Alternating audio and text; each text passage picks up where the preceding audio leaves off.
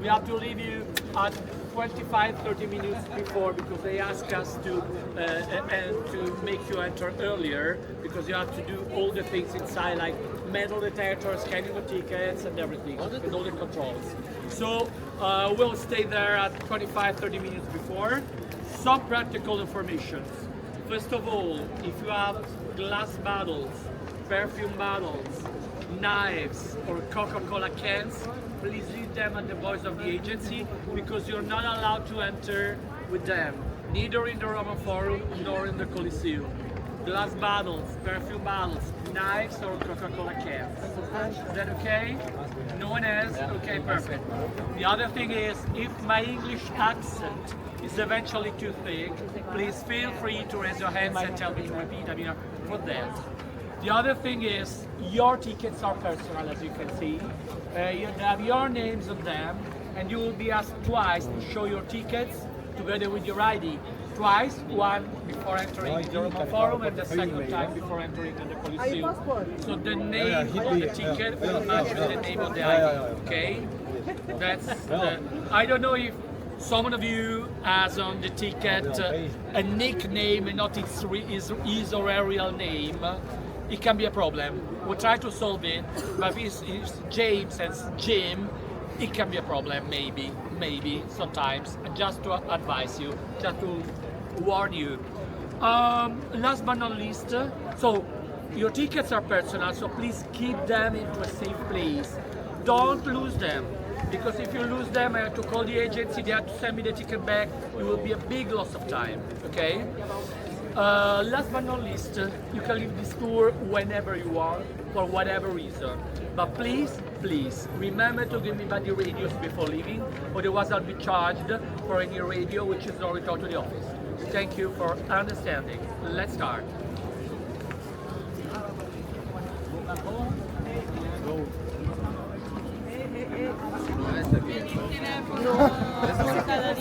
Sì, lo devo licenziare.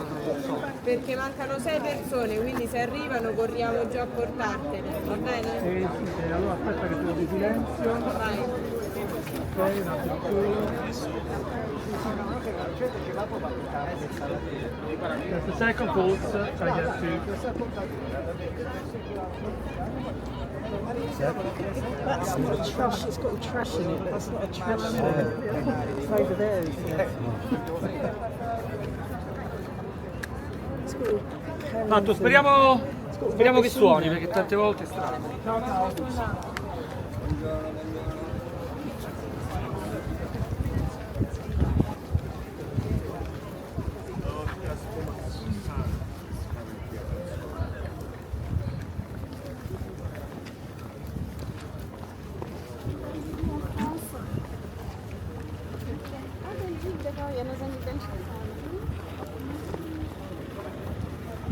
Okay, we're going to visit the Roman Forum and Paladin. And let me first introduce you to these two archaeological sites. And let's start with the Palatine. Palatine is commonly said to be the first of the 7 hills of Rome. You have to know that ancient Romans were living on 7 hills. And the Palatine is supposed to be the first one because according to the legend, it is the hill of the foundation of the city. It is the hill where Romulus, the legendary father of the city, founded Rome on the 21st of April, 753 BC, 8th century BC. We celebrate the birthday of Rome on the 21st of April.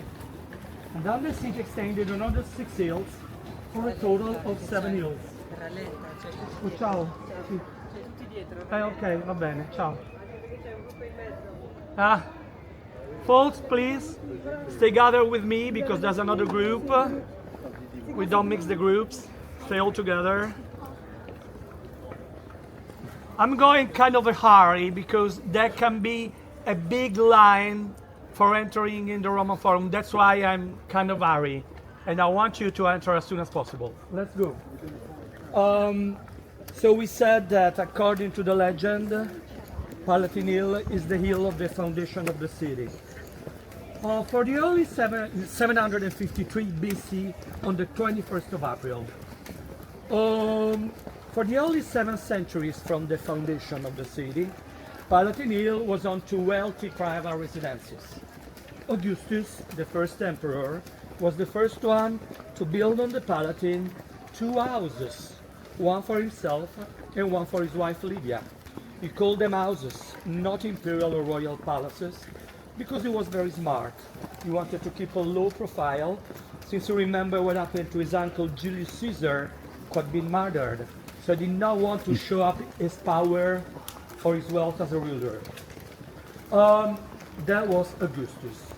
After Augustus, different emperors will build huge imperial palaces on the Palatine Hill, gradually swallowing all the independent properties under the imperial domain and gradually transforming Palatine Hill into a series of imperial palaces, one connected to the other, one adjoined to the other. So people were living on the other 6 hills, and Palatine Hill became the hill of the imperial residences. This is an introduction to Palatine. We will see the monuments when we arrive. Now about the Roman Forum. Roman Forum stands into a valley below Palatine Hill. This valley was originally a marsh, then it became a cemetery area. Then slowly buildings in the Forum were built. But what is the Roman Forum? The Roman Forum is the downtown of ancient Rome. It is the place for the meeting of people, for banks, for shopping malls, for tribunals for the administration of justice, and for religious ceremonies. Buildings in the Forum span from 7th century BC to 6th, 7th century AD, and many of them are just a bunch of ruins. Some of them were well preserved because they were pagan temples, pagan buildings, recycled to become Catholic churches. So they continue to stay in use as churches. Along the centuries, there have been several random excavations in the archaeological areas we're going to visit, mainly brought on by popes or Roman aristocracy. Popes and Roman aristocracy were taken away, were borrowing marble and iron from the ancient Roman construction to build new churches and new noble palaces in the centuries following the end of the empire. Popes were actively fostering this exploitation of antiquity, because for popes, the Roman world, the pagan world, there was a world of no importance. They were interested only in building Catholic churches. So they were, encouraging this exploitation of antiquity. A big real planned excavation took place only at the beginning of 20th century, when the new Kingdom of Italy wanted to transform these archaeological areas into an archaeological area of public domain where people could enter and admire antiquity. So there was a big planned excavation at the beginning of 20th century, which were transforming the areas the way we see it today. Okay, are you with me? Yes. Okay. No, I'm looking at the stickers. The road we are here is a modern road. It was built in 1932, 1933 by the fascist dictator Benito Mussolini to connect the Colosseum with the center of the city. Mussolini wanted to recreate the Roman Empire, so he wanted this road to be for military marches of soldiers. In all this area there was a district with thousands of inhabitants and homes from 14th century. Mussolini was not interested in these homes because he was interested in bringing back to life the ruins of the empire. So what he did was demolishing an entire district, deporting people, the inhabitants, into some faraway suburbs in the outskirts of the city, and bringing back to life the ruins. That was a very, very controversial operation because, first of all, it deported thousands of people from their homes and set away. And secondly, because many ruins which are brought to light through this demolition were subsequently buried again under the asphalt of this new road. But it was the way it was. We're entering now in the Roman Forum, which is here, the Valley of the Forum. The hill in front of you there is another one of the 7 hills. It is Capitol Hill. And you can see 2 main buildings on the hill.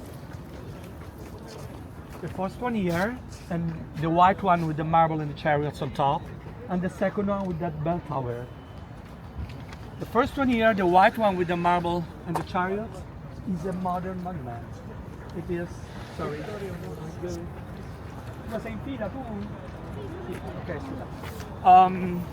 It's a monument built at the beginning of 20th century to celebrate our first national king, Vittorio Emanuele II. To make space to that building, there was an entire hill full of ancient towers, ancient churches, ancient palaces, all erased, all destroyed, to make space to that building. Romans call it the wedding cake or the typewriting machine because it looks like a huge wedding cake or like an old typewriting machine. And you can see it from wherever in the city, it's visible from wherever. The building there on the left, on the bell tower, is very important, it's Capitol Palace and Capitol Hill. It's also the offices of the mayors of the city of Rome, still today. And it's the most ancient mayor office in the world because the mayors of Rome have their offices into that palace since 1144. The bell tower there is a masterpiece from Michelangelo because in 1538 Michelangelo completely redesigned Capitol Square, which we don't see from here, it's behind the palace, by making the 2 lateral buildings, designing the 2 lateral buildings which were completed 1 century after his death, making a spectacular stairway leading down to the center of the city. But more than all, at the center of the square, behind the bell tower, there is the statue, the ancient statue in bronze of Emperor Marcus Aurelius riding his horse. Around the statue of the Emperor, Michelangelo designed the floor of marble in shapes of rays of a star radiating from the statue of the Emperor. I ask you to go there. I recommend you to go there. It's free. It's free, and it's open 24 hours on 24. When you exit from the Colosseum, you walk all the way until the White Wedding Cake. You turn around the White Wedding Cake on the left, bordering the White Wedding Cake, you continue, and you arrive at the statue of Michelangelo. Then you go up and you arrive in Capitol Square. It's beautiful. It's very beautiful. Since the line is pretty long, we can go in advance talking about some monuments of the Forum that we can see from here. Here we have the Forum of Julius Caesar, the area which was designed by Julius Caesar, 4th century BC. That building there that you see, pretty well preserved, is the Senate, the Chamber of Congress of Roman aristocracy, which Julius Caesar ordered to be built in 50 BC. They started the works when Julius Caesar was murdered, it was still under construction. It has been so well preserved because after the empire it became a church. The Church of St. Adrian into the Forum, so it continued to stay in use as a church. Remember what I told you, many buildings are just a bunch of ruins, some of them were well preserved because they were pagan buildings like this one, becoming churches, so being conserved as churches. You can see there's an arch, a marble arch, behind the palace. You can go here and you can see the marble arch there, behind the Church of St. Adrian, the former Senate. The marble arch there is the Arch of Septimius Severus, 3rd century AD. It's an arch celebrating the victories of the Roman Empire against the Parthian Empire. Who were the Parthians? The Parthians were the inhabitants of actual Iran, because Iran was the eastern border of the empire, and the Iranic Empire was an empire which was much more ancient than the Roman Empire, I think 2000, 2500 before Christ. Very ancient empire. That's the arch. We're entering into the Valley of the Forum. Palatine Hill is behind these buildings. And just let me tell you something here. We are entering in the Roman Forum where buildings span from 7th century BC. Those are the imperial forums, which are made by the emperors, so from 1st century AD onwards.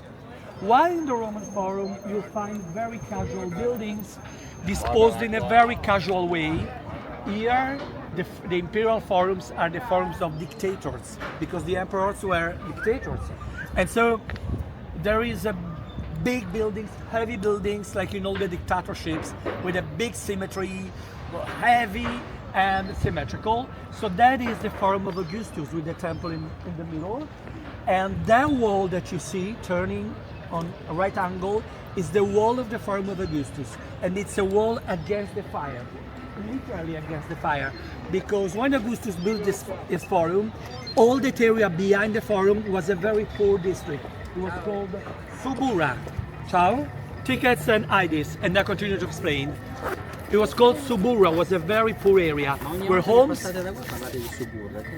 E quella è la Suburra, ne sto spiegando la storia. Sì. È il quartiere antico. The Subura, and the Subura, the area there, was a very poor area with homes of wood. And these homes of wood were taking fire frequently because people were heating themselves in winter, making fires into their homes, and the fire could spread very easily and destroy entire buildings. So to avoid that the fire could reach his own forum, Augustus built that wall against the fire because the homes were made of wood there. It was very poor. From Subura we say suburbs. It's the same name somehow, yeah. Today the Subura is a very expensive and trendy, very elegant district, full of pubs and restaurants. Yes. I have to ask, what's with the headphones? Oh no, this is craziness. Pure craziness. You know, people are taking the lockers. We love on each other. We are locked on each other. There is this fashion started with a bridge north of Rome. On this bridge, they made all the lockers, and then they made it here, and it's just stupid. And they also decorate with the colors.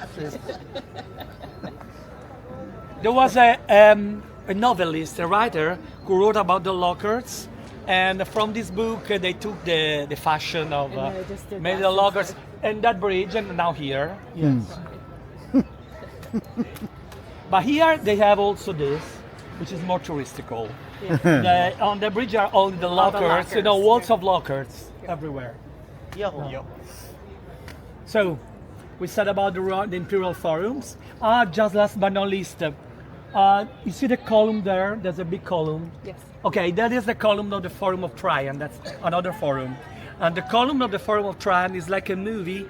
The bas-reliefs on the columns show the words of the Romans against the Dacians, who are the inhabitants of actual Romania, southeastern Europe.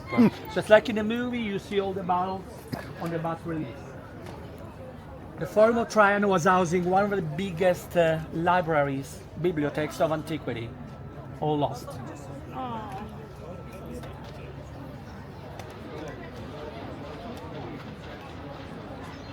I think you have to. Did I scan your tickets or Yes. not? Yes, he's Yes. Okay, yeah, good. We have the metal detector now.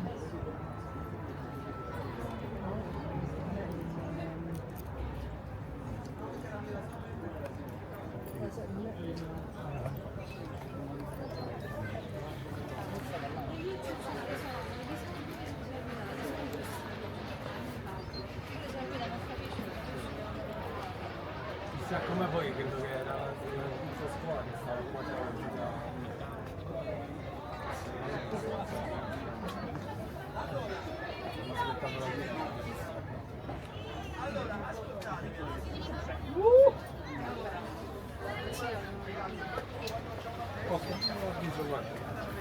Ok, now hanno fatto, le hanno già. Un'altra volta. Okay, I was asking because another time. Just the ticket, not the IDs. Oh, he was matching the ID with the Gotcha. That makes sense.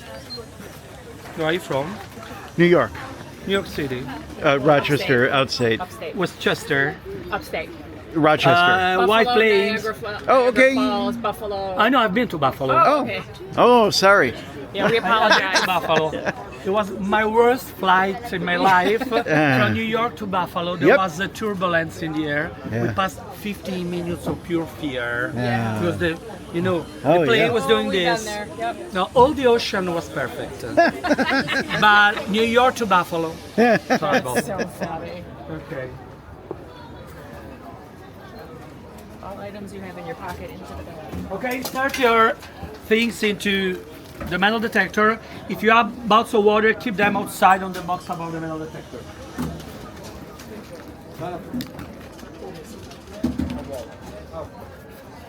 Just do the bag or take things out? Everything out of your pockets into the bag. Camera 2?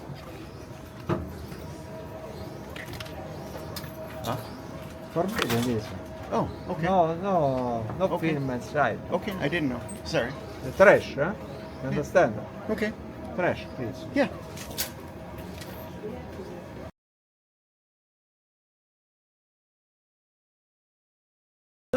Let me stay all together. 1, 2, 3, 4, 5, 6, 7, 8, 9, 10, 11, 12, 13. Come here, please. Come here. Are you with me? Yes. Okay. I see the black sticker there. No. 1, 2, 3, 4, 5, 6, 7, 8, 9, 10, 11, 12, 13, 14, 15, 16, 17, 18. One more. 3, 4, 6, 9, 10, 12, 14, 15, 16, 17. Two more. No? 17. Is someone behind? Let's see. 1, 2, 3, 4, 5, 6, 7, 8, 9, 10, 11, 12, 13, 14, 15, 16. Every time there are less and less. Now there's 16. Oh, 17, 17. 4 for smart. 18, 19, no one.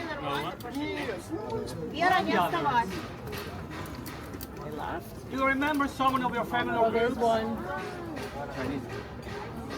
They don't hear anything? It's fine. Sorry, are you with me? They lost it. How? The sticker. I remember you. We have to stay together, please. It's a big group. Stay all gathered. Okay, thank you very much. We're entering in the forum, folks. The first thing is, let me tell you, we have 15 minutes because the line was very long. Since I want to do a good job with all of you, I ask you kindly to resist with the toilet. We'll go in the toilet when you enter in the Coliseum, and I'll explain you where to go before the Coliseum tour starts. So you have to go in the Coliseum earlier. Otherwise, if you lose 20 minutes at the toilet, then the tour is gone, okay? For the bottles of water, you can fill for free the bottles of water, the fountains along the way. I will show you where are the fountains, okay? It's perfectly done. There are 3 points. Let's stop, sorry. Another thing, 3 points I want you to notice before entering in the Valley of the Forum. First of all, you will see the signs of the stealings from the buildings. You'll see the buildings were stolen from Marble and Daron to be recycled, to build new palaces and new Catholic churches. So you'll see the signs of the stealings from the buildings.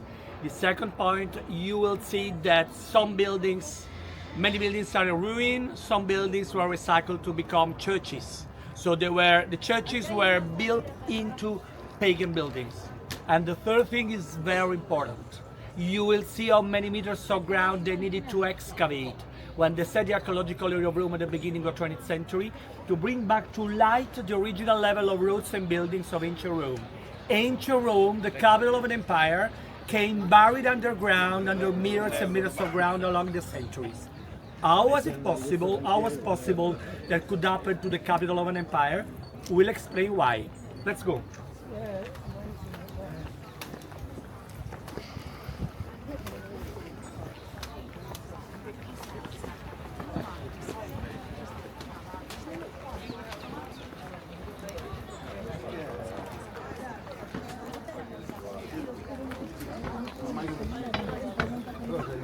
Stop here.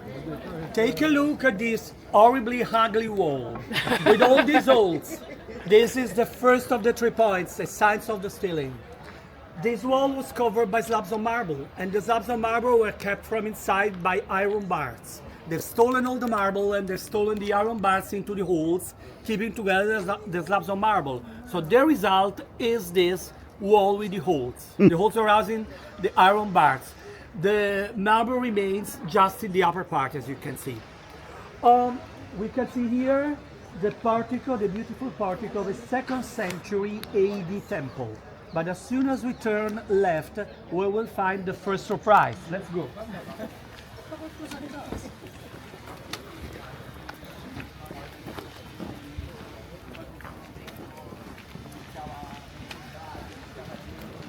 Oh, stop.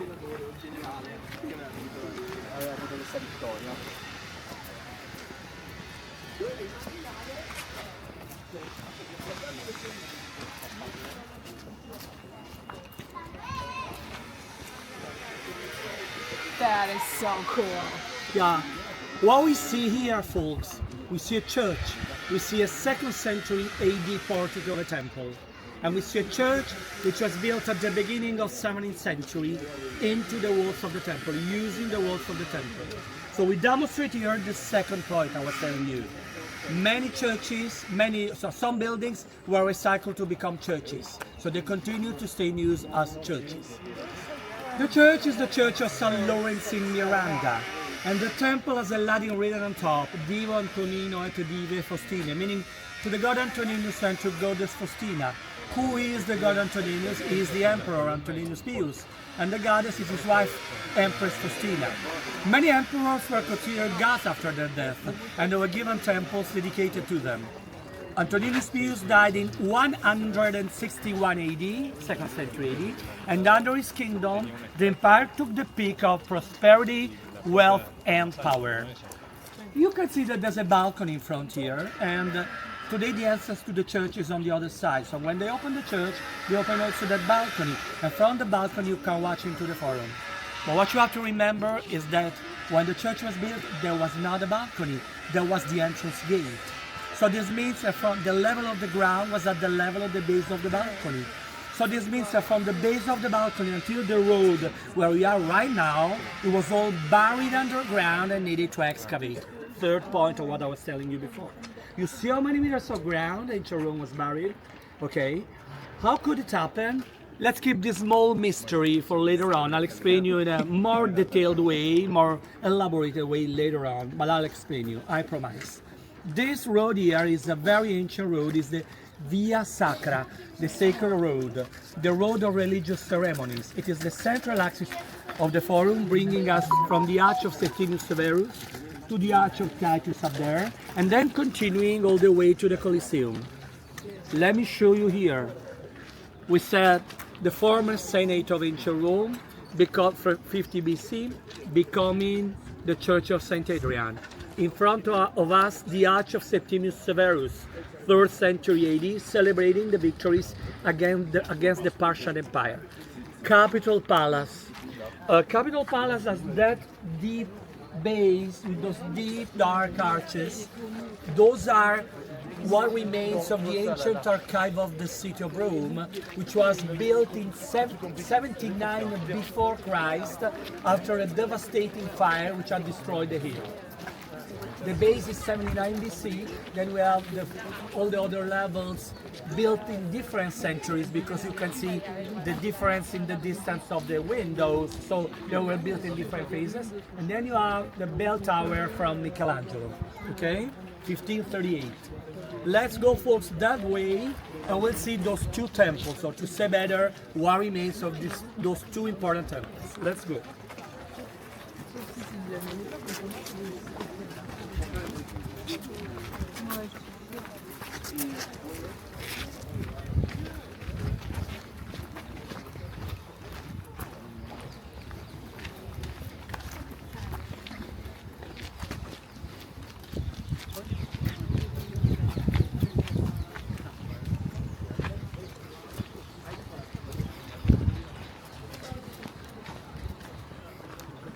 Okay.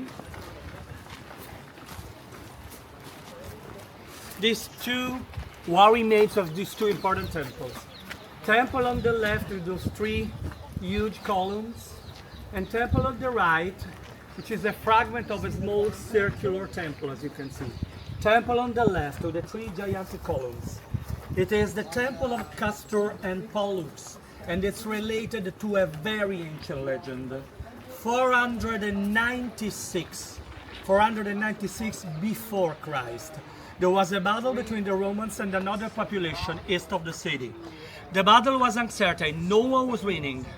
At a certain point, arriving from nowhere, were seen two knights taking the leadership of Roman troops, bringing the Romans to victory and then disappearing as they arrived.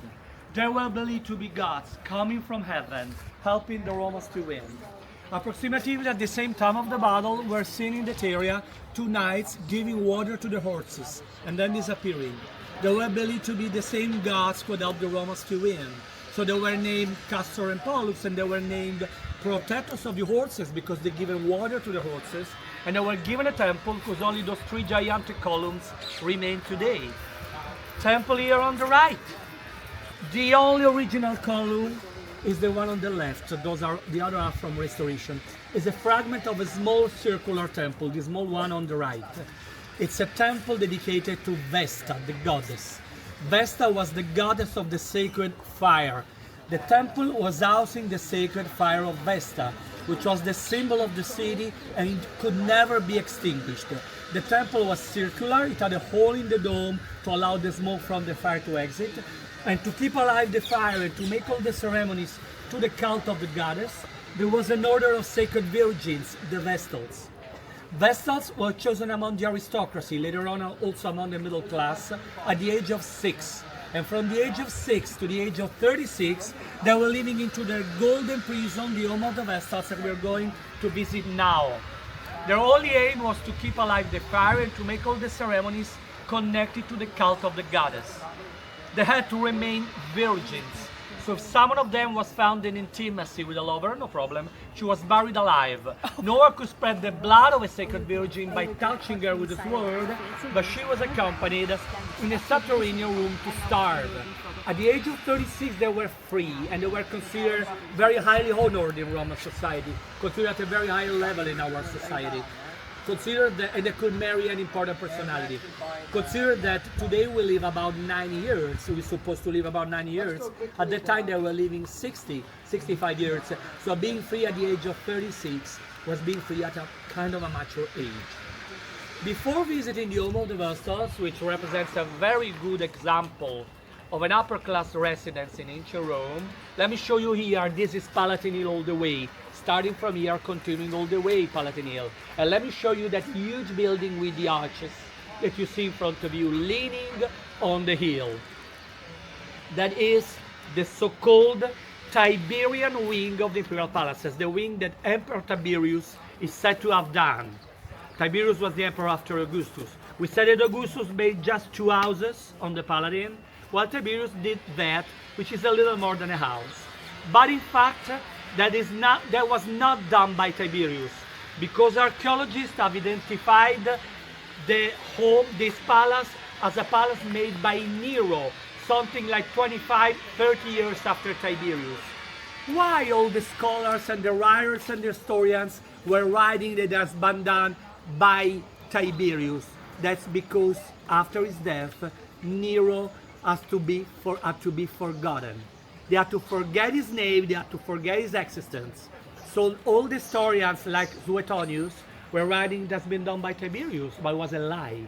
Because archaeologists have clarified it was done by Nero, okay? 25, 30 years after. Okay, folks, any question? Let's go. Let's go to the home of the Vestals. And we will see this elegant residence. I don't see... Okay. I see you. I'm happy. Okay, Romans from middle and lower classes were living into high-rise buildings into crowded apartments. This kind of villas were the villas for the wealthy. And this kind of villas had all a similar plan.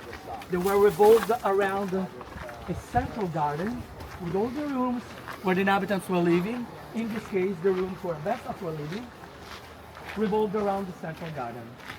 The garden has some pools, which are not swimming pools. They're pools for collecting water from rain. This water was a privilege of the wealthy. You have to remember the normal Romans had no toilets, no shower at home, no heating system at home. They were doing their needs into sacks, tying the sacks, throwing the sacks with the dirt outside of the windows, directly into the road where there was a public service collecting the dirt. They were cleaning themselves once upon a time into public baths where they were socializing. So having the possibility of getting some water from the rain and use it for domestic uses was a privilege of the wealthy.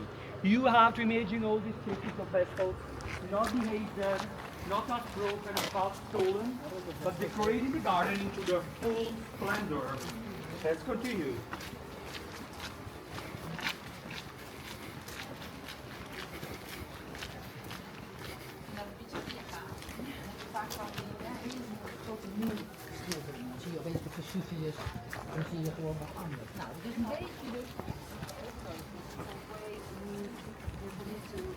Okay, here folks, this is another pagan building recycled to become a church along the centuries.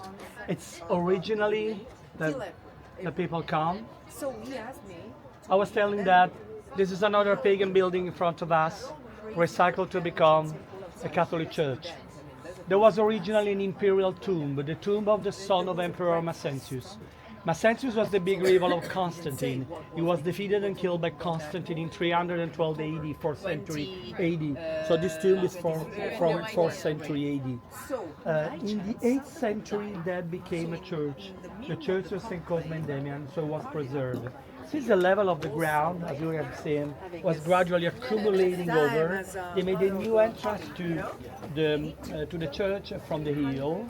And so when they rediscovered the archaeological area of Rome more than 1 century ago, they finally found the original entrance with those two beautiful columns in red porphyr, a precious African marble. By the way, the gates in bronze, in green bronze, are the original ones from 4th century AD. Let's continue, folks. What was the color last time? That's crazy.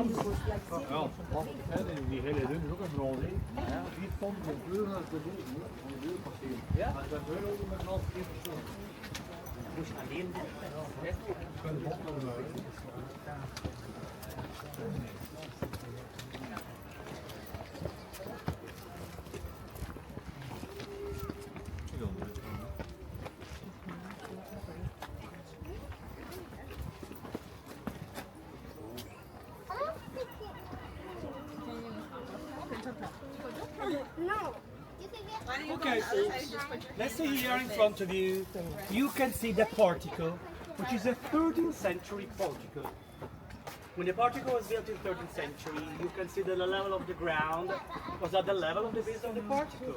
So when they set the archaeological area of Rome, they needed to excavate about 3 meters of ground to bring back to light the original sacred road, the original Via Sacra, where people are working right now. You see? The level of the ground in 13th century was at the level of the base of the portico. Now they excavated.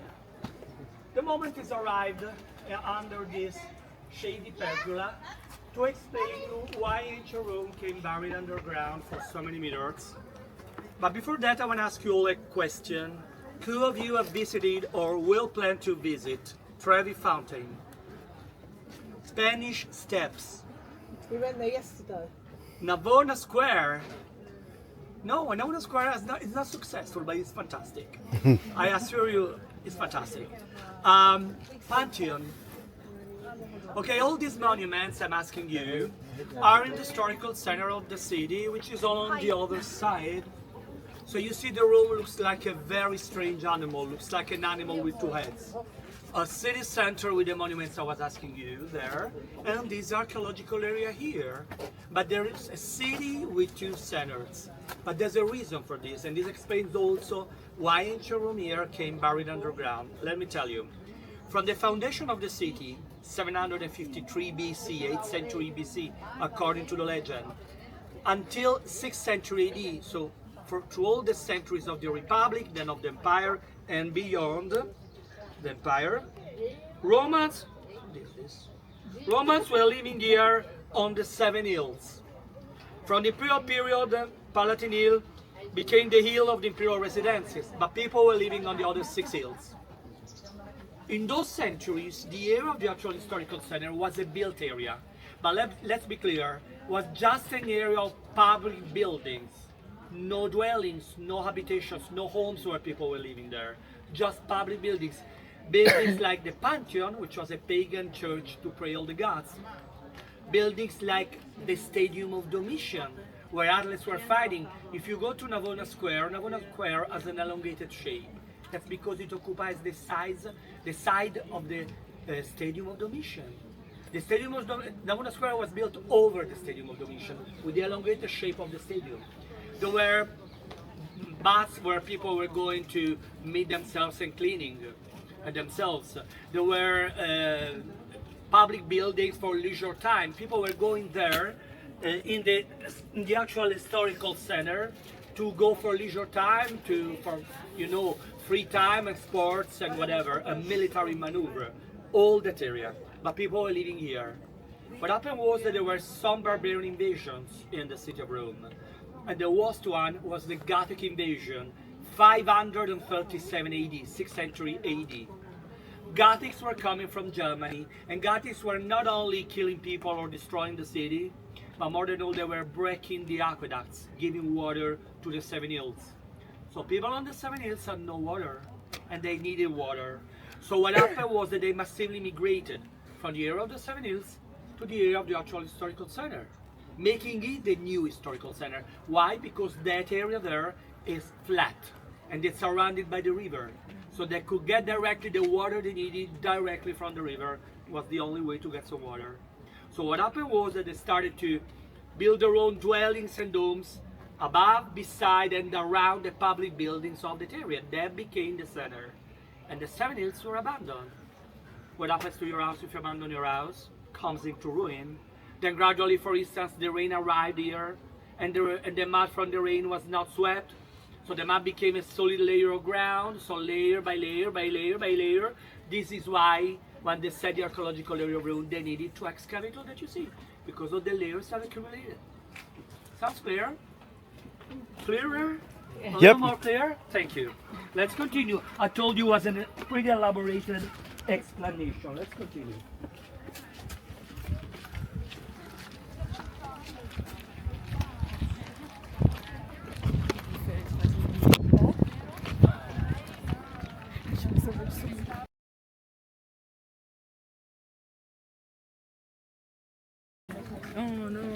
Ahí lo olvidé apenas estamos. Okay, compared to all the rest, this is a modern building, not compared with the American standards of modernity, but it's modern, it's 16th century, 1540s. It's a villa built over the ruins of the empire with a system of balconies and terraces leaning over the ruins of the empire. This villa is the Farnese Villa, belonging to the Farnese family. The Farnese family were the owners of the hill in 16th century. They were princes, and they were the nephews of Pope Paul III. What is interesting and maybe strange, considering our contemporary standards of vacation, is that this villa was their summer vacation retreat. They were going here for summer because it was on the hill, it was windy, fresh air, a beautiful overview. And the rest of the year they were living into their usual residence, their family palace, in the center of the city, at 2 miles of distance from here. So they were moving with donkeys and horses, going on vacation at 2 miles of distance from their usual home. Okay, you see here this majestic ruin. This is what remains of the so-called Basilica of Emperor Maxentius. We said Maxentius was the big rival of Constantine, beginning of 1st century AD. And today we call basilicas the Christian churches, but this is a pagan one. So pagan basilicas like this were not churches. They were tribunals for the administration of justice and or shopping malls. Why the term basilica from a tribunal or a shopping mall has gone to design a Catholic church? It's just a matter of architectural plan, nothing else. Pagan basilicas like this were built with a plan of 3 or 5 parallel corridors separated by arches and columns. And the Catholic Church adopted the same plan for its churches. So churches were built with 3 or 5 parallel corridors separated by arches and columns. This is why Catholic churches are called basilicas. They're churches, they're not tribunals, they're not shopping malls, but they have the same plan as the pagan ones. Okay, let's go. This beautiful early 17th century marble facade is the facade of the Church of Santa Francesca Romana. But please notice the spectacular bell tower. It's 12th century. It's pure Romanesque style, beautifully decorated by those yellow, blue and green ceramic plates which give brilliance to the sky. It is one of the few examples of Romanesque style in Rome, 12th century, because Romanesque style is more northern Italy and Central Europe. We're going here. What are the colors made of, the glass? Is it just colored glass?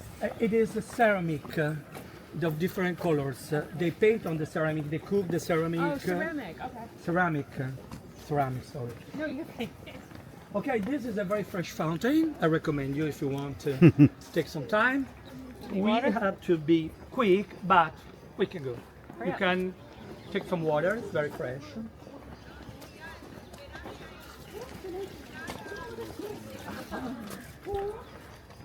Right from where? Brasilia. Yeah, I know. Sorry? Sao Paulo had a friend there.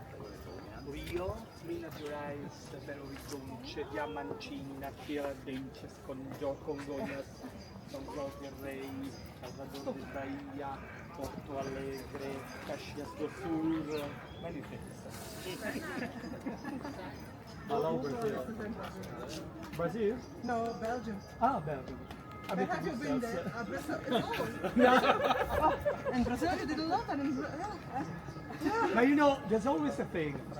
When you're younger and you have more energies, you prefer to go far away, because I've been in Greece for the first time in my life last year, which a person like me, to go to Greece, I should have gone 30 years ago. But I was thinking, Greece is here, it's not, doesn't require a big effort, I can go when I want. Okay. Finally, 1 year after. 1 year ago. Yes. And Belgium, and it's on your list? Yeah, sure. I've never been to Holland. I can tell you. A lot more than Brussels. You have Bruges. I know Gand, Antwerp. I know. Cyprus. Never been to Holland. Okay. Okay. Are we ready? We're leaving the Roman Forum. We're going to the Palatine Hill, but before that, we go to see the Arch of Titus. Arch of Titus is celebrating the victory of Emperor Titus against the Jewish and the destruction of the Temple of Jerusalem, 79 AD. And the Arch of Titus, we have 3 important bas reliefs that we're going to comment now.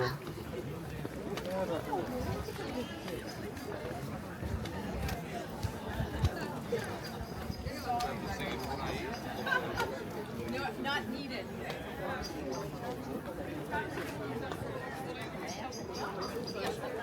First bas relief here, we see on the ceiling Emperor Titus flying to heaven together with an eagle. We see here the menorah, the Jewish chandelier with 7 arms, stolen by the Romans and brought in triumph as a trophy of war. And we see the third bas relief here, sorry.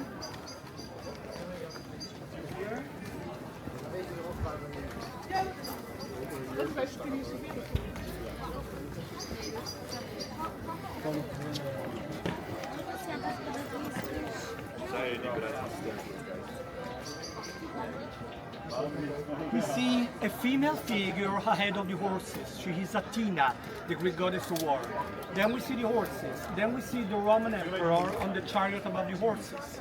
Then we see an half-naked man, whose head has disappeared, walking behind the horses and under the Roman emperor. It's Roman people. The message is, by the help of goddess Athena and the help of Roman people, emperor comes to victory. Okay? Sorry. Right, Sean? Belgium. Ah, Belgium too. The delegation of Belgium. Yes. Meneer, ik zag meneer wijzen. Ja, ik ook. Er wordt zijn oor afgehakt door de maan. Oh. Now, folks, we'll go to the Paladin, where I will explain you the difference between the myth, the legend of the foundation of Rome, and the archaeological discoveries. But before that, let me count all of you. I'm sorry. 1, 2, 3, 4, 5, 6, 7, 8, 9, 10, 11, 12, 13, 14, 15, 16, 17, 18. My wife is taking a picture of that. I always have to look for it.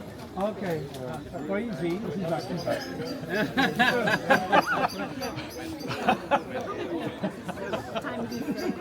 11. Let's go. So they're all going to bed or already asleep? The difference between the legend and the archaeological discoveries.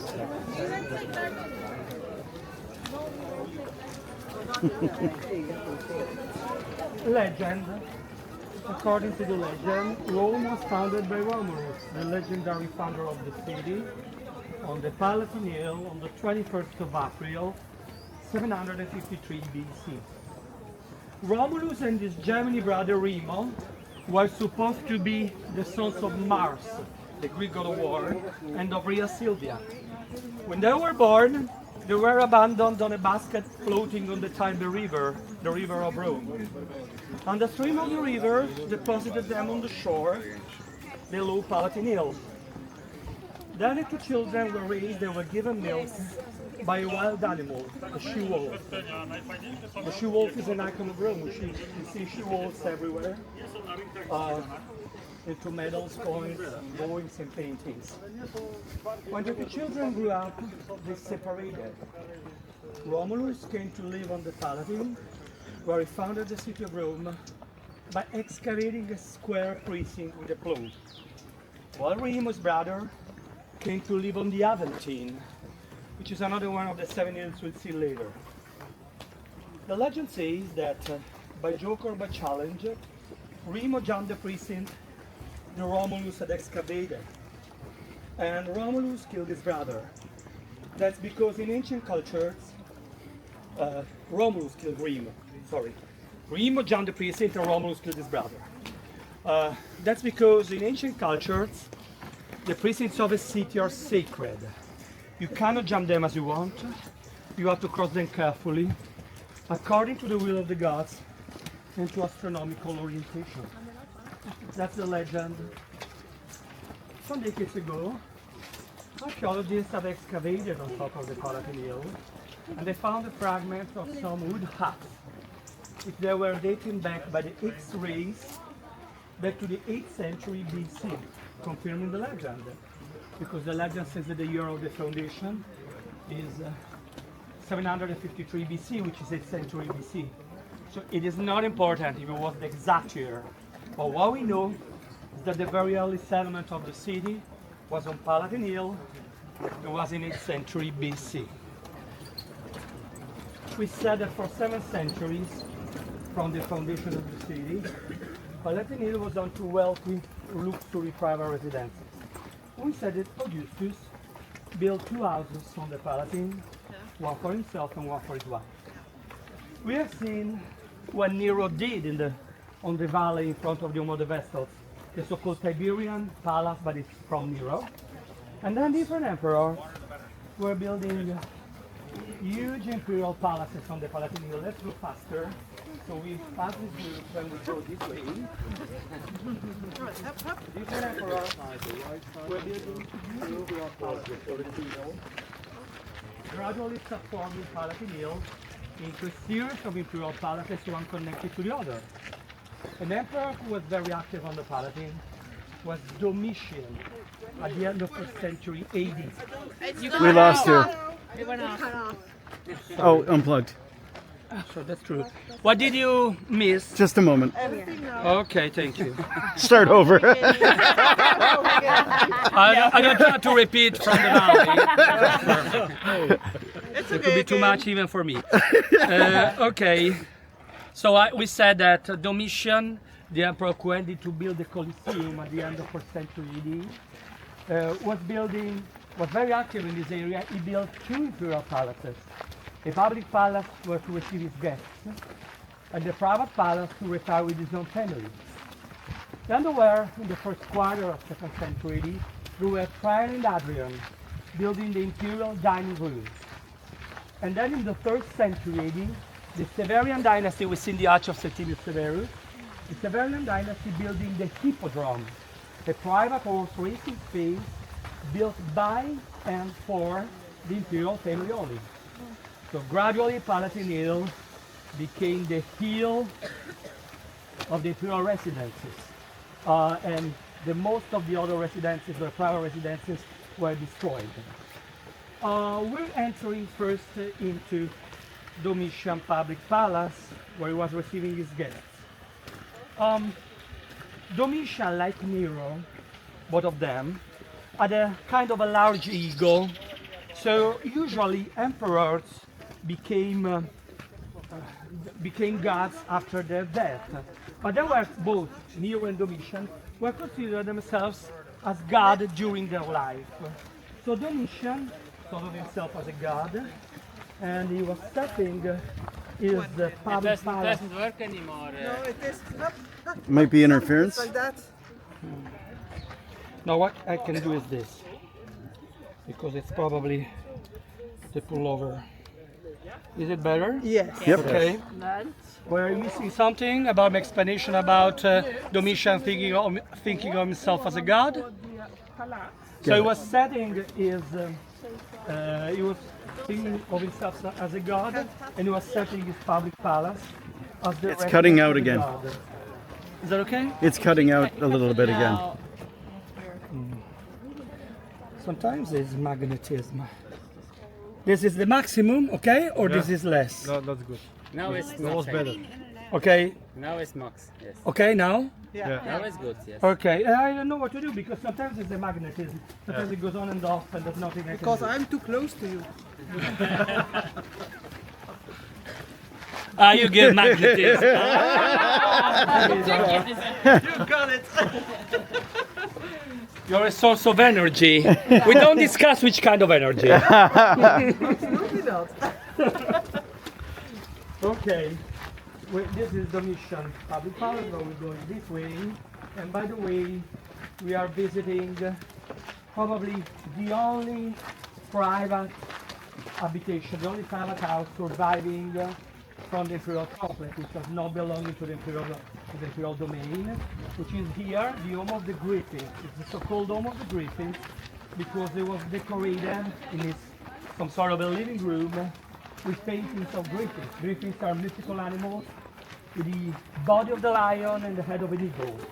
And now this living room is buried below the ground with these paintings, but the empress was here, and that's the only area of the home of the griffins. We're entering now into Domitian Public Palace.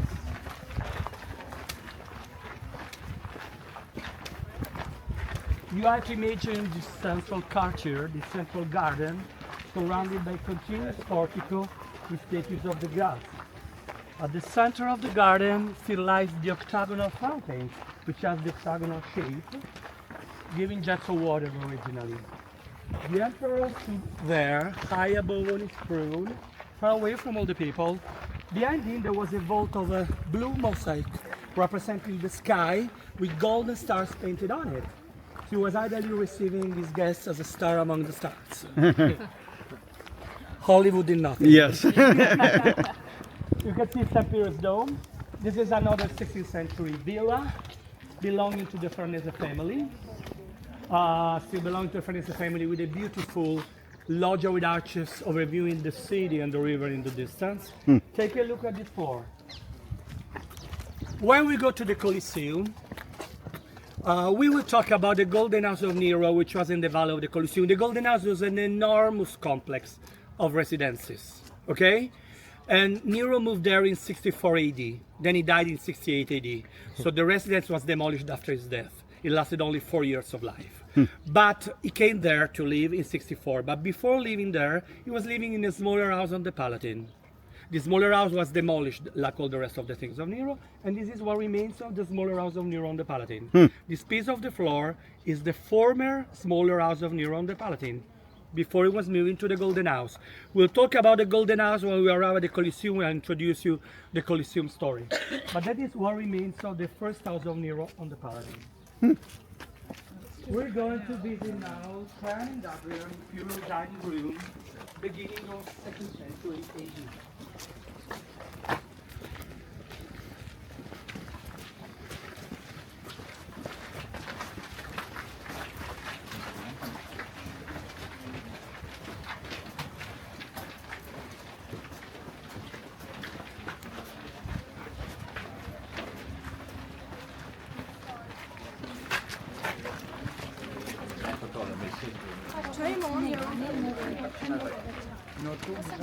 This is the floor.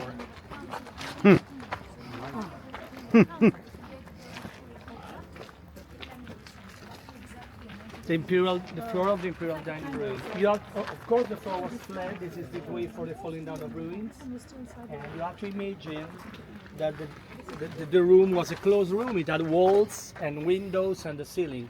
Walls, windows, and ceiling have disappeared, and what you see is just the floor with the beautiful colors and the different textures of the precious marbles employed into the room.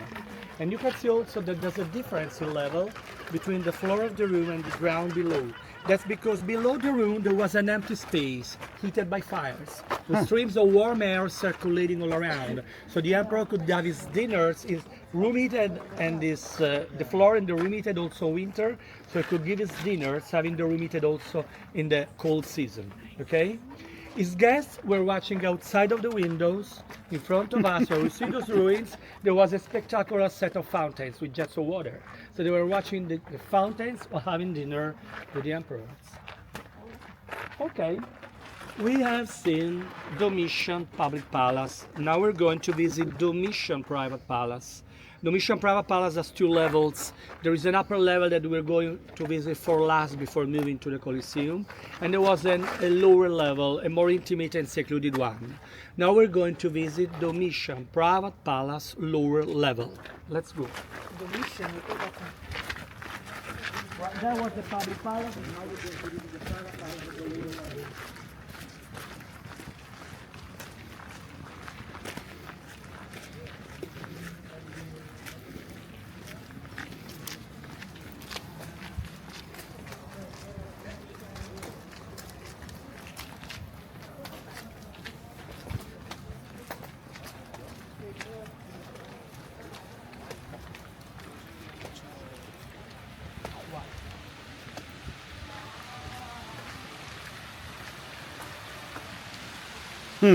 That's Domitian Private Palace, Temple of Water. Water was not only running in the outside channel like you see today, but also in the semicircular channels. And you have to imagine the temple as a tri-dimensional one, with a floor marble, columns of marble, and normal marble. The shape of this temple is not casual. It's called Pelta. It's called the Pelta fountain. What is the Pelta? There's no English translation, I guess. Pelta is the shape of the shields of the Amazonas. The Amazonas were the female warriors of Greek mythology. They were women fighting. They had the shields and the lancets. And on the shields there was this shape, these curves. It's the design of the shield of the Amazonas. So it's a mythical reference. It's a mythical recall. The private rooms of the imperial family were displayed into that area, and into those rooms archaeologists have found traces of triclinia. Well, where the triclinia? The triclinia were couches, where ancient Romans were lying eating grapes. Okay? Folks, let me count all of you. Are you with me? No, okay, sorry. 1, 2, 3, 4, 5, 6. 1, 2, 3, 4, 5, 6. 10, 11. 12, 13, 14, 15, 16, 17, 18, 19. Let's go. Okay. Okay, we go.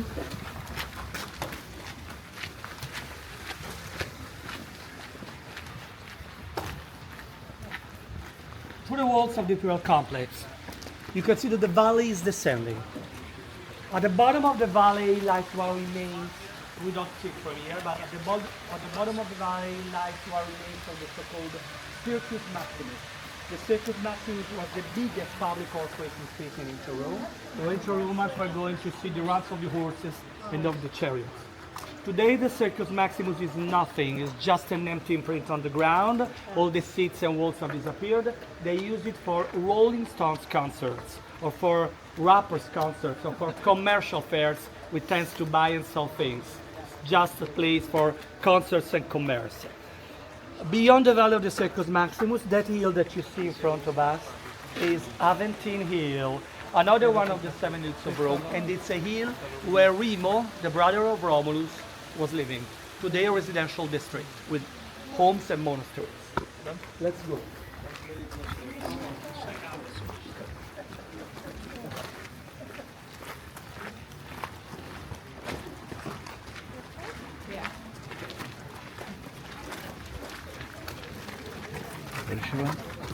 I know that there. Don't do that. No. Okay, we were talking about the Circus Maximus, the biggest public horse racing speed in Rome.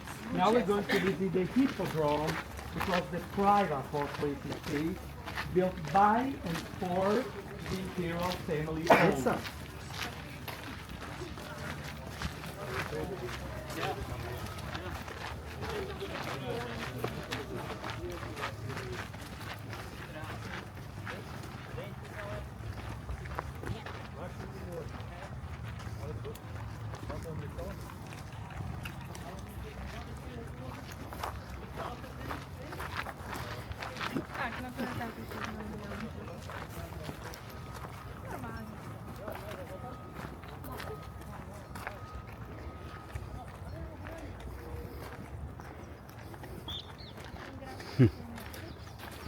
Okay, here we are. This is the Hippodrome. Severian dynasty, reigning from 192 AD to 235 AD, and the first half of 3rd century AD. Severian dynasty was an Arab dynasty of emperors that were coming from northern Africa, and they were reigning in this part for 40 years. Okay, this is the Hippodrome. We see the fragments of columns lying on the ground, and you can see in front of us the semicircular building, which is the Imperial Tribune, where emperors were watching the games of the horses along with their family and friends. You have to imagine this Imperial Tribune not so ugly as it is today, because they've stolen all the marble which was decorating it, and they've stolen all the bas-reliefs of marble decorating the niches. So just the ugly brick remains. You can see that there are square holes into the brick wall. That's because after being the Hippodrome, when it was not an Hippodrome anymore, that became a storage area where to store things, stuff. So they were making those square holes to insert the horizontal beams to make the entablature for the new floors for the storage area. Okay? You can see there, that is a cover road. Originally, it was an independent road of shops, not belonging to the imperial family. But the Severian dynasty cancelled the shops and annexed the road to become a private access to the imperial complex. Any question, folks? We have to go in a hurry because it's kind of late, but any question? Is that all right? We're going to the Colosseum, but before that I was showing you Domitian Private Palace lower level. Now we're going to visit Domitian Private Palace upper level. Let's go.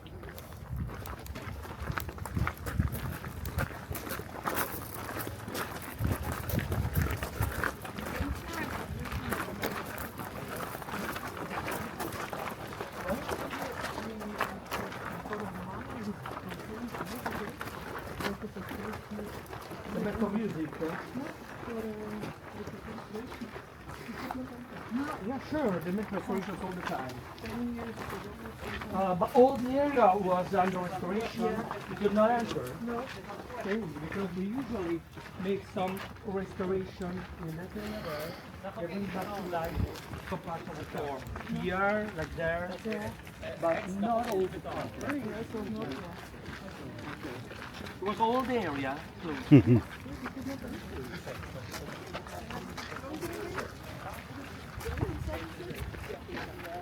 No, it has a closing day. Or 7, I don't remember. I don't know. No. Because I don't work all the days. Yeah. I work some days a week. So Yeah. I think it's 7/7. Yeah. Okay, this is Domitian Prava Palace, upper level. What do we see? We see a lake, a pond. We see a bridge over the lake. We see an island on one side of the lake. We see all around the lake these fountains, which are circular and rectangular, giving jets of water. All the private rooms of the imperial family were displayed around the lake and around the fountains.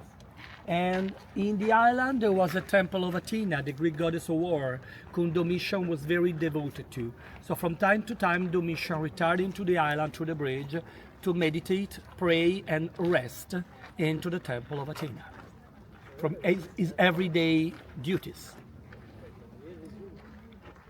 Let's go, folks. Colosseum now, okay?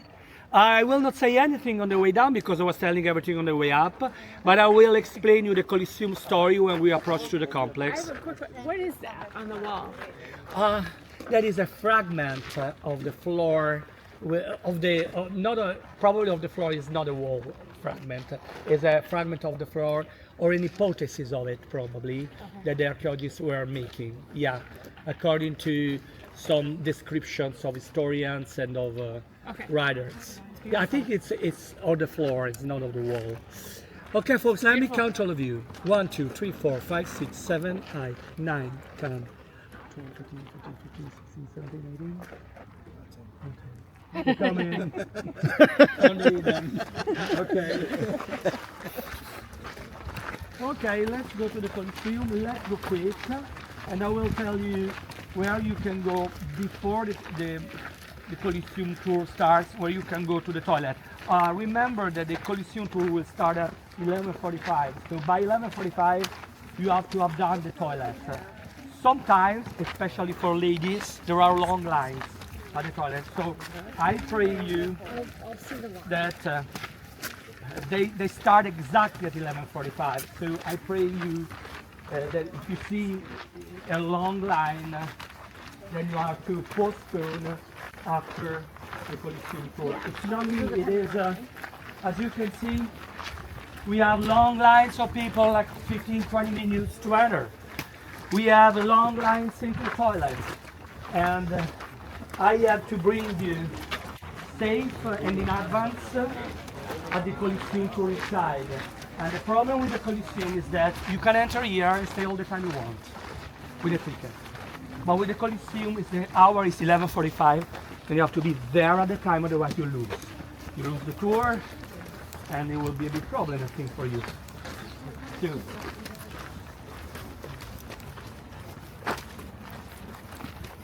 This is the church and the monastery of San Bonaventura on the Paladin, where monks still live and pray there, a very quiet life for centuries. I've been on top of that room with the semicircular windows. It's a very special room. You can see at your feet Roman Forum, Colosseum and Paladin below you. Very special.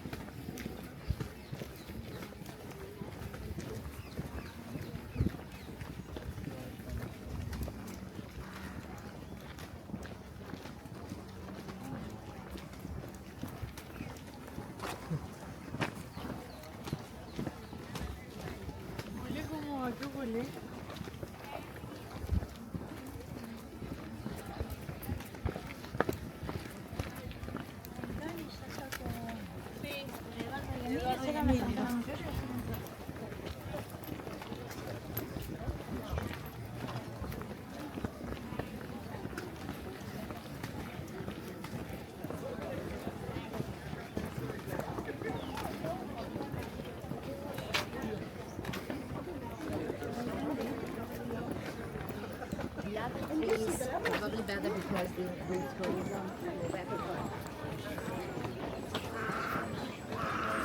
Okay. Now, let's gather together because we have to turn on the right beside the Arch of Titus to exit. Please don't descend back into the Valley of the Forum, otherwise you'll go back from where we started. We have to descend towards the Colosseum, going beside the Arch of Titus on the right, okay? We're going out this way. We're Sorry? going out that way. This way, yes. No, the toilets there, sometimes ago, I don't know if they fixed them, they were broken. Sometimes ago, I'm not sure if they fixed it or not, but there are toilets inside and we have to stay there earlier. I'm sorry for that. If you go here, it's a long way to arrive, then you'll go on the line, then all the tour will be, okay? I'm sorry for that, it's a very tight schedule. 1, 2, 3, I understand your difficulties, I understand, but there's nothing I can do about that when I have a fixed time to bring all in the right place. 1, 2, 3, 4, 5, 6, 7, 8, 9. Folks, let me go in the center and stay like in a circle. Okay, I start from 1, 2, 3, 4, 5, 6, 7, 8, 9, 10, 11, 12, 13. Okay, let's go. Let's go. Let's start on the right.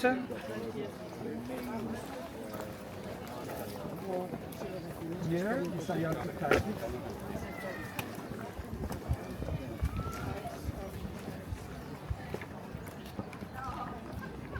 You know, I understand that you need to go, but it's better to go there inside the Colosseum because I know how rude and strict they can be if you arrive late. And I want all of you to go in the Colosseum because it's what you want to see. And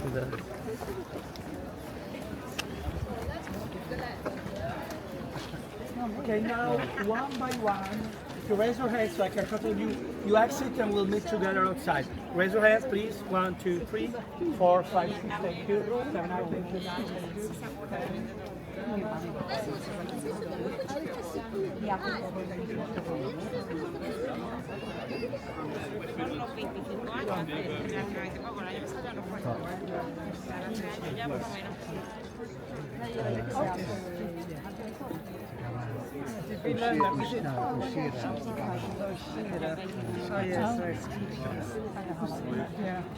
So then we just go straight to the Coliseum. He's going to jump out and grab us on the other side of this walkthrough.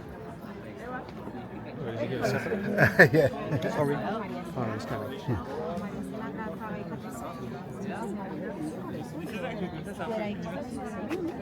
Can you grab her? Why? So you can go ahead. Bree, let him. Oh, you can go for a turnstile. Oh, we're right here.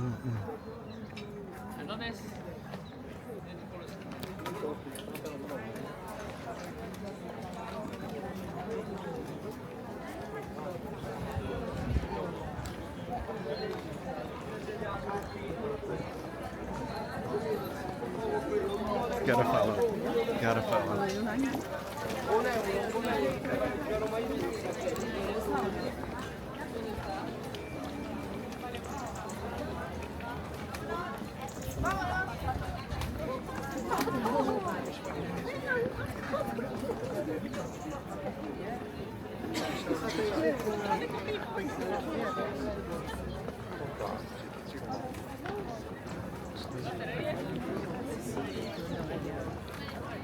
Okay, so let me introduce you to the Colosseum. We're leaving the Paladin, we're entering into the valley of the Colosseum. The Colosseum stands into a valley. What was in this valley on the site of the Colosseum? Before the Colosseum existed, on the site of the Colosseum there was a lake, which was a private lake of Emperor Nero, filled by exotic and wild animals for the Emperor's delight. This lake was part of the huge residence of Nero, the so-called Golden House. The Golden House was a system of villas, buildings and gardens extended over a surface of approximately 100 hectares. Roman writers were writing that the Golden House was so huge that it was another city to the city. And to live in the Golden House, Nero had abandoned his previous house on the Palatine, the smaller one we see in the floor. You remember we see the piece of the floor? And he came to live in this huge residence. Nero was hated for the Golden House because to make space to this huge space, he had thrown away several people outside of the house. So when finally Nero committed suicide in 68 AD, just to avoid being killed because he was on the way to be captured and killed, his following emperor wanted to make him forgotten. Therefore, sorry, we dropped the frog. Therefore, the Golden House was demolished for the most part, and the lake was dried, and the Colosseum was built on the site of the lake. Okay? Just a quick stop. Arch of Constantine, the Christian emperor, 315 AD. Under this arch, Roman soldiers were marching to celebrate the victories. They were marching on the Triumphal Road, which today is the modern traffic road, and they were passing under the arch. Just a quick stop. Okay, so the lake was dried after the death of Nero, and the Colosseum was built. Works in the construction of Colosseum started 1 year after the death of Nero, 69 AD, and the Colosseum was completed in 83 AD. You're taking my image? Where am I taking it? You have it. Because Native Americans say that if you take a photo, you steal the soul. Yep. There's nothing much left to be stolen. Well, you say so. Anyway, so work in the construction of the Colosseum started 1 year after the death of Nero, 69 AD, and the Colosseum was completed in 83 AD. The Colosseum was built by the three emperors of the Flavian dynasty following Nero, Vespasianus, Titus, and Domitian. And so its correct name is Flavian Amphitheater, because it's a novel, it's an amphitheater, and because it was built by the three Flavian emperors. The name Colosseum comes to the monument for another reason which has nothing to do with the Colosseum itself.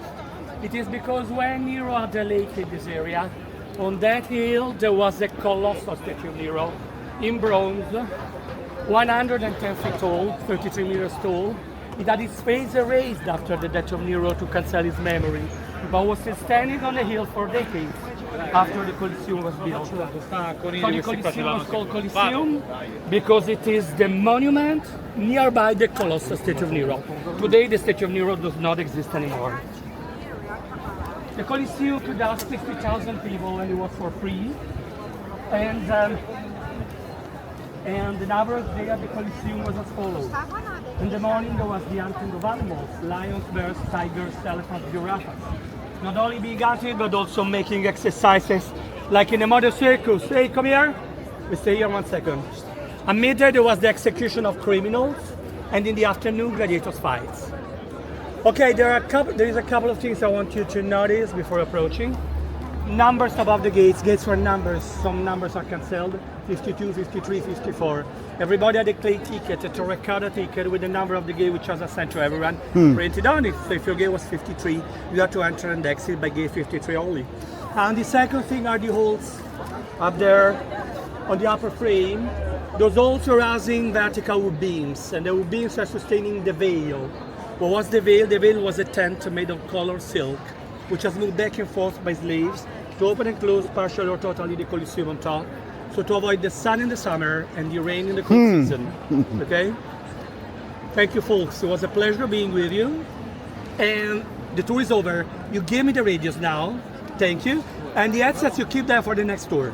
Headsets. Okay, just the radios. How do we get to the next one now? And I accompany you and we'll see what is the number of your meeting point inside.